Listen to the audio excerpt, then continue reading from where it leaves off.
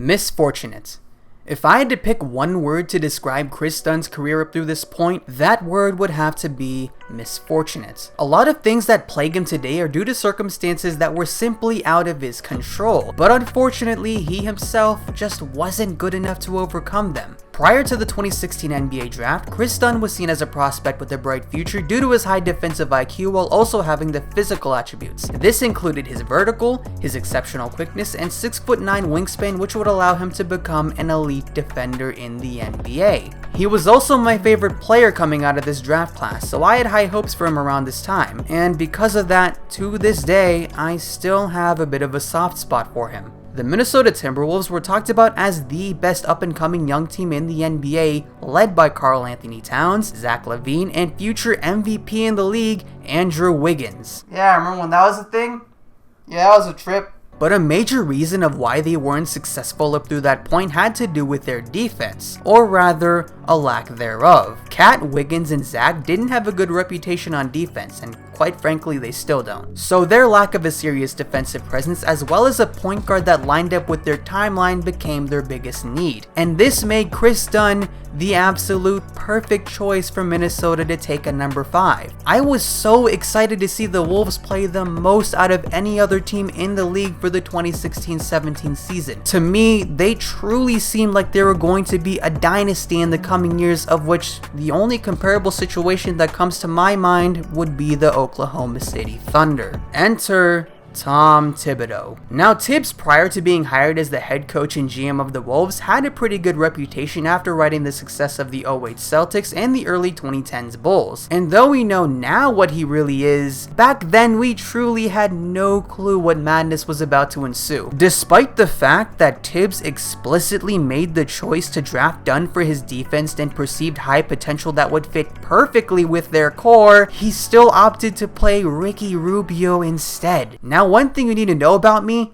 is that I hate Ricky Rubio. I hate him for the same reason I hate Cedi Osman.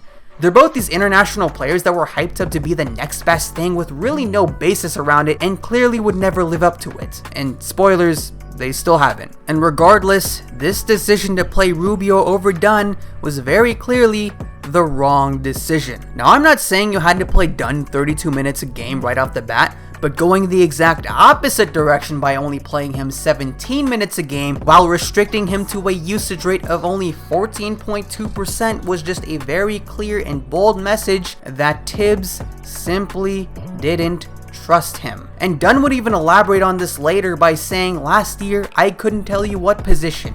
1, 2, 3, I'm just out there trying to impress the coach. That's what it was, and I couldn't really learn." So this decision that Tibbs stupidly made by not trusting Kris Dunn effectively stunted a full year of his growth and arguably sapped his potential as a whole by warping how everyone in the league viewed him. And as if it couldn't get any worse for Tibbs, well, this happened.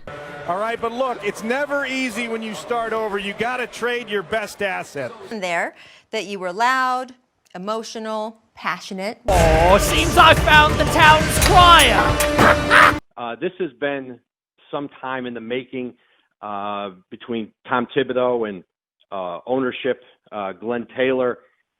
For now, Scott Layden will stay in as the general manager.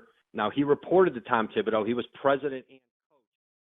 So as the old saying goes, one man's trash is another man's treasure. And this was proven by the fact that Dunn had a bit of a resurgence in his sophomore year. He significantly improved his numbers on both sides of the floor while showing us how great of a defensive player he really was. It seemed like he found a home in Chicago with solid young pieces around him until, well... Hey Jim, you're a clown. Any smart person would fire you. Jimmy, you're a disgrace to the city. Because I said so. Again, would you bring the starters back a little sooner? Nope. Gafford was on the active roster. Was he healthy enough to play? I thought that he was available, which was good. but I didn't play him tonight. Yeah, so this Rufus from Kim Possible looking dude came in and essentially just ruined everything. Honestly, I'm sure you guys have heard so much about his stupidity over the past year that I really don't see any more need to elaborate on it. However, if you do want to see some more Jim Boylen slander, be sure to check out Rusty's video from a couple days ago. Now, this past season, Dunn only averaged 7 points on 6.5 shot attempts with a usage rate of only 14.6%. He was also playing behind Tom Satoransky and the rookie point guard Coby White. So it seems like he's out of place here and quite frankly, a third wheel at the point guard spot. And that raises the question, what should Kris Dunn do? And honestly, the answer is actually pretty simple. It's that Kris Dunn needs to get the hell up and out of Chicago. I mean, he needs to pack his bags and run as far as he can until he doesn't see this face anymore. And now that we have that established, there are 3 things that we need to establish further. 1, what leverage does Kris Dunn have? 2, what does he have to offer? And 3, what team would and should go after Kris Dunn? So firstly, Dunn is about to enter restricted free agency, and this essentially means that any contract that he receives from another team, the Bulls have the ability to match that. However, the Bulls do have 2 options here. They could A, extend the qualifying offer to Kris Dunn and send him to restricted free agency as I just said, or B, don't extend the qualifying offer at all, sending him to unrestricted free agency this summer. However, if the Bulls were to extend the qualifying offer this summer and Dunn decides to sign that, that would send him to unrestricted free agency next summer. And the qualifying offer that he could theoretically sign with the Bulls this summer is only going to be for about $7 million.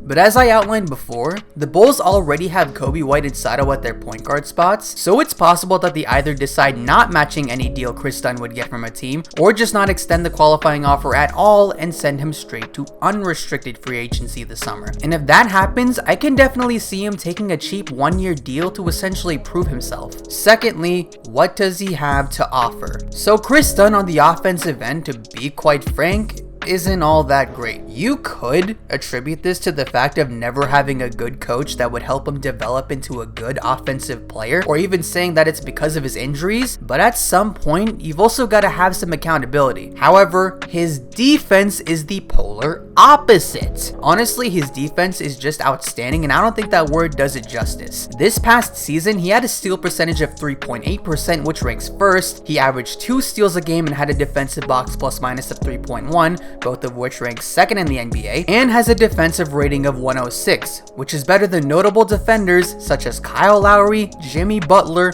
Marcus Smart, and Robert Covington. And here's like an incredibly important note that I was pretty shocked to find out. Kris Dunn is already 26 years old. However, despite this, I think that if he finds the right place, he could have a career similar to someone like Tony Allen, or if we're being like really optimistic here, Kyle Lowry, which honestly isn't all that far-fetched when you compare their numbers in defense at the same age. So any team that would theoretically sign him knows that they'll get great production out of him on the defensive end, but they'll also have to be a bit patient with him on offense until he becomes just a better overall shooter. And all of this leads us into my last thing. What team should go and sign Kris Dunn? Well, it's of my personal opinion that Kris Dunn should sign with a contending or at least a semi-contending team on a 1-year deal. Any team that's currently bottom of the barrel is going to be targeting one of the top point guards in the draft, such as LaMelo Ball, Killian Hayes, or Cole Anthony. And every other team I don't mention either already has established starting and backup point guards, or he just doesn't fit with that team due to his poor shooting.